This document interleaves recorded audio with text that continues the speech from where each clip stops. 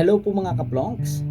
Siguro kaya madalas tayong pagalitan at paluin ng ating mga magulang noon ay dahil ayaw nilang mapariwara tayo pagdating ng panahon. Siguro kaya pinipilit nila tayo na matulog sa tanghali kasi pag tumanda tayo, mamamalimos tayo ng tulog at pahinga.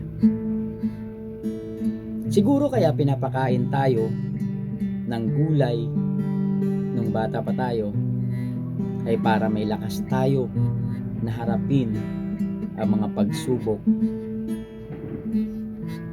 Siguro kaya ayaw nila tayo mawaglit sa kanilang paningin nung bata pa tayo ay dahil darating ang panahon na buwan o taon bago natin sila makasama muli. Siguro kaya gusto nilang magsabay-sabay tayong kumain ng mga bata pa tayo. Kasi pagtanda natin, mararanasan natin na kumain mag-isa.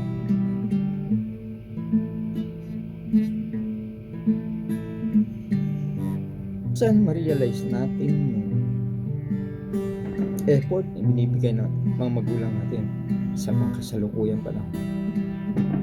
Pasalamatan natin sila, yakapin natin sila, sabihin natin sa kanila na mahal natin sila habang kasama pa natin, buhay pa sila.